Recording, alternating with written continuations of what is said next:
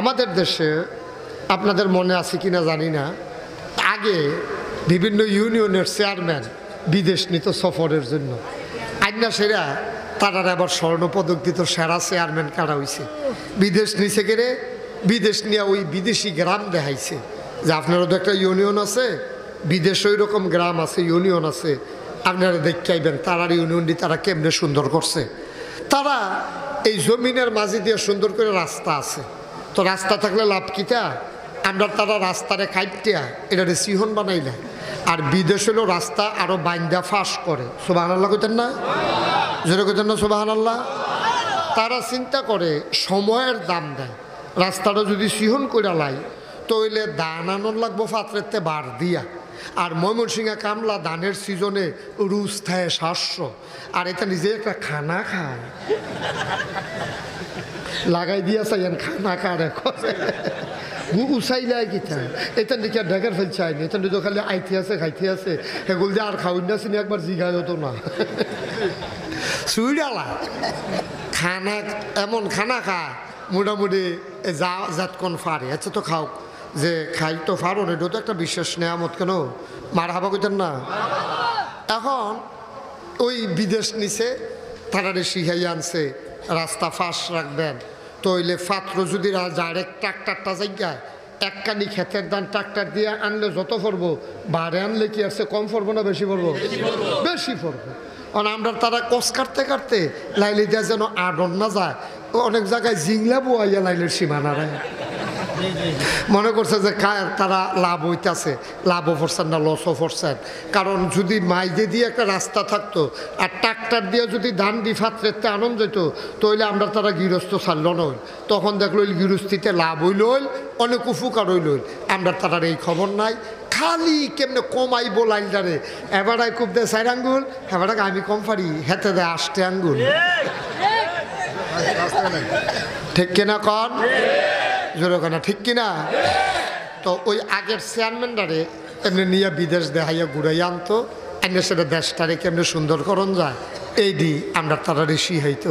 ওহন দা আমরা মন্ত্রী এমপিরা উল্টা কথা কয়, আগে গিয়া বাংলাদেশতে চাইয়াইতো উন্নত দেশ কেমনে উন্নত হইছে।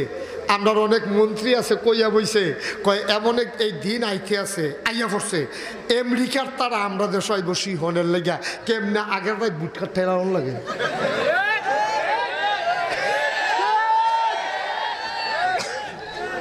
স্বামী অক্ষরে শর্মে পড়ে গেছে,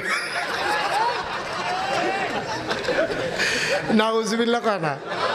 আহারে মুসলমান ভাইও, কুদ্দুর চিন্তা কইরেন, কুদ্দুর চিন্তা কইরেন, মনটা যা ধরে তা কইরেন না বা, কারণ এই দুনিয়াটা তো থাকার জায়গা না, কয়দিন থাকবেন। করুণায় আমি মরছি না দেখ কেন হন মুস্তাক ফৈজি রয়েছে, করুণায় দি আড়াই বাড়ির সারোয়ার হুজুর নাই, কই ওহন কো দূরে তো জিন্দগিটা। আমি যদি মরে থাকি তা তাহলে কেড়াই ওয়াজ করতে আইল, কয়দিনের জিন্দগি, কয়দিনের জিন্দগি। মনটা যা ধরে তা যে করেন, কইরেন না, কইরেন না, লাভ নাই। আপনি মরার পরে, আমি শামীমের সামনে এই কথাটা বললাম কেন, অন্য আওয়ামী লীগের নেতার সামনে আমি এই কথাটা বলতে চিন্তা করতাম যে হ্যাঁ আবার কোনো মাইন্ড করে কিনা, কিন্তু শামীম মাইন্ড করবে না। এই জন্য আমি বিশ্বাস করি সে মুক্ত মনের মানুষ এবং সে ন্যায়কে ন্যায় বলতে জানে, অন্যায়কে অন্যায় বলতে জানে, ঠিক কিনা বলে। আমার বাপে যদি মিশা কথা কয় নাকি সত্য কথা হয়ে যাবো নাকি? আমার আব্বাই কইছে তো এর লাগে কি হয়েছে, মিশা তো মিশাই, হাসা তো হাসাই, ঠিক নিও। তেল তো তেল, পানি তো পানি।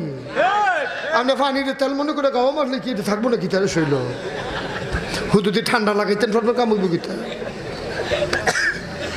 ঠিক কিনা কাও? যেই কথাটা কইতাম ইসলাম যে আল্লাহ তাবারক ওয়া তাআলা নবীজিরে এখন ওই চেয়ারম্যান নেই শিহাইতো, মন্ত্রী এমপি নেই শিহাইতো, আমরা তারা দেখতে আইয়ে দুঃখ হইল আইয়ে সেটা আর কামও লাগায় না। মন্ত্রীরা কি দেখে না আমেরিকার রাস্তাঘাটটি কীরকম, মন্ত্রীরা কি দেখে না যে ব্রিটেনের রাস্তাগুলা কেমন, তাদের সমাজ ব্যবস্থা কেমন, তাদের অফিসগুলা কেমনে চলে, এটি তো হেতারাও দেখতে আইয়ে। তারা কত হয়ে যায়, বিদেশ কত হয়ে যায়, আমরা তারা গিয়া সেটা ওই যে দেখছেন না ওই ফেনীর এক এমপি 53 কোটি টাকা জরিমানা দিয়েছে, হ্যাঁ ওখানে আটকা আছে, সুইটটা আইতে পারেনি কি এমন আছে, খবর পাইবেন বট্টই মরে গেছে কাছে।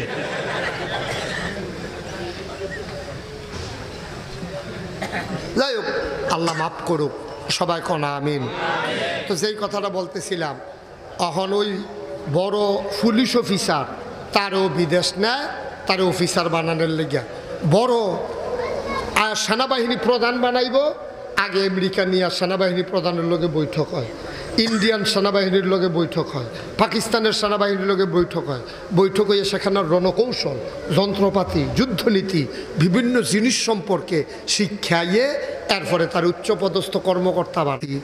আমি শুনলাম সব হুজুররা আলোচনা করতেছে মেরাজে, কিন্তু মেরাজটা কেন হলো এই আসল আলোচনাটা অনেকের মুখ থেকে আর আসে না, ঠিক কিনা? আমি যদি আমার এই যে আদরের সাইফুল ইসলাম শামীম, মনে করুন ওর বাড়িতে গেলাম, গিয়ে জিজ্ঞেস করলাম শামীম কই? কই যে হুজুর শামীম তো বাড়িতে নাই। গেছে কই? কই চিটগং গেছে। তা আমি দ্বিতীয় প্রশ্নটা কি করব? শামীম বাড়িতে নাই। এরপরের প্রশ্নটা, প্রথম প্রশ্নেই হাসলো যখন বলল যে চিটগং গেছে। এরপরের প্রশ্ন আর কি হবে আপনারা বলেন দেখি? হ্যাঁ, কবে আসবে? সাইতে আরেকটা গুরুত্বপূর্ণ প্রশ্ন আছে যে চিটাগাং তো যাওয়ার কথা না, কেন গেছে? সুবহানাল্লাহ বলবেন না? যে চিটাগাং গেছে কেন, এইটা হইলো আসল বিষয়। কারণ চিটাগাং তো আর হাট তো গেছে না। চিটাগাং তো বিলে দেবিদ্বারের ভাত ভাল লাগে না। চিটাগাং তো একবেলা ভাত খাইয়া বাড়াইয়া ফোরাবেলা লেগে গেছে। তো চিটাগাং গেছে কে রে, এটা হলো আসল বিষয়। নবীজি যে মেরাজে গেল, ও নবীজি কেমনে গেছে এটা দরকার নেই। এখন শামীম চিটাগাং গেছে কেমনে, এটা কোনো আমি জিগাইতাম না, কারণ এটা আমার দরকার নাই। সাহেব যদি কয় হয় প্রথমে রিক্সাতে বাইকতে রিক্সাতে রিক্সাত করে জাফরগঞ্জ গেছে, জাফরগঞ্জে বাস উঠতে গিয়া ক্যান্টনমেন্ট নেমালাইছে, ক্যান্টনমেন্টেতে বাস উঠটা এরপরে চিটাগাং গেছে, হ্যাঁ আবার রিক্সা তুইটা যাওয়ানো যাওয়ানোর, এটা তো কোনো দরকার নাই। কেন গেছে এটা হলো আসল দরকার, ঠিক কিনা বলেন? এটা হলো মূল পয়েন্ট, এটা হলো আসল পয়েন্ট। এখন নবীজি মেরাজে গেছে, বুড়াকে উঠতে গেছে, রফরফে সইরা গেছে, 7 আসমানে 7 নবীর লোকে দেখা হয়েছে, আল্লাহর লোকে কথা হয়েছে, সব ঠিক আছে, কিন্তু নিচে কেন? সুবহানাল্লাহ বলবেন না? কেন নিল? এটা হলো আসল পয়েন্ট। এটা বলেই আমি আলোচনা ইনশাআল্লাহ গুছিয়ে ফেলবো। এটা বলে মানে দুই এক কথা শেষ হয়ে যাবো, হেয়ান্তাজে আবার উঠটা লাইয়েন না। এটা কোনো দুই কথার কথা না, এটা একটু টাইম লাগবো। মার হাবা কয় না রে, জোরে কয় না মার হাবা। কেন গেলেন, কেন নিলেন আল্লাহ? এখন নবীজিরে আল্লাহ কি সিহানের লাগিয়া ডাক দিয়ে একবারে হেরে ইয়াতে লইয়া গেল, আরশের জায়গায় আল্লাহর বাড়িতে নিয়ে গেল, এটা জানার দরকার আছে নাকি নাই? নবীজির একটা জিনিস সিহানের লাগিয়া নিছে, নবী গো খাওয়া দাওয়া বন্ধ করো। যেমনি ইয়ে বুট খাওয়ান শুরু করছো, মানুষ তো ভাতও এমনি খায় না, সুইটা লাইতেছে হাতে।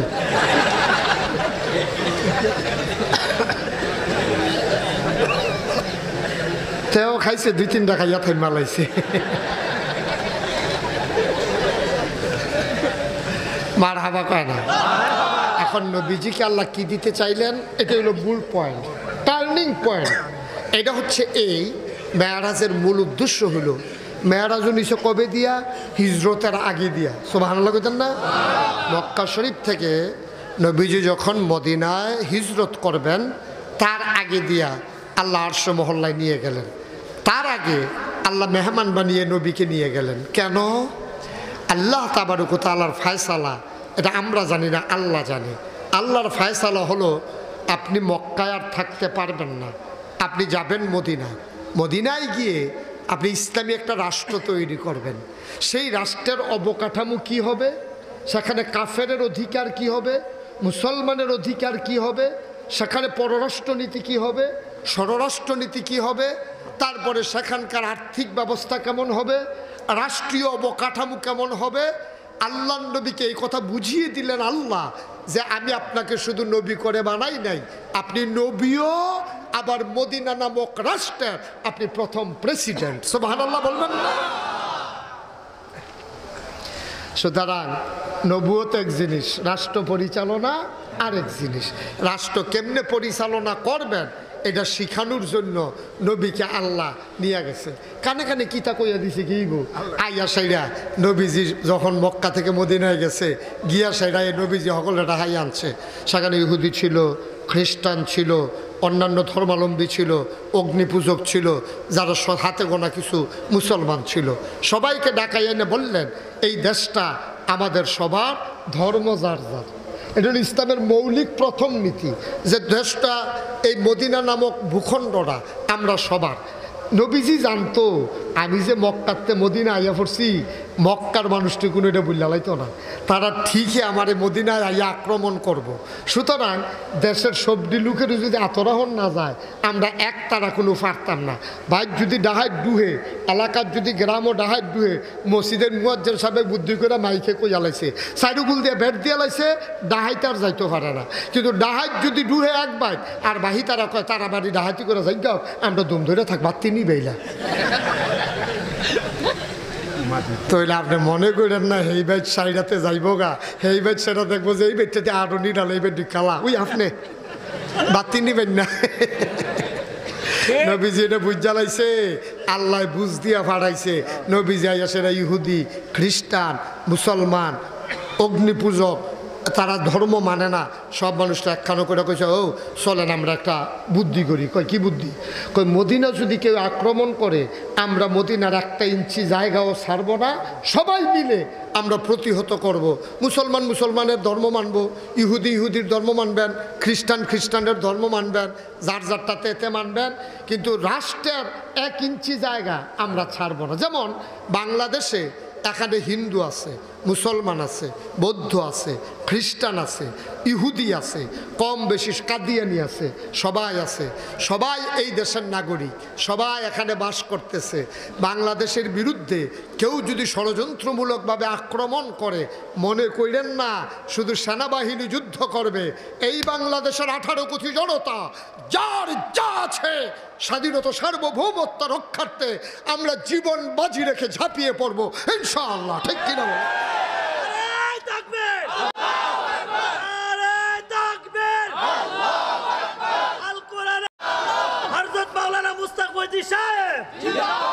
সবাই পড়ে আমিন, জোরে পড়ে আমিন।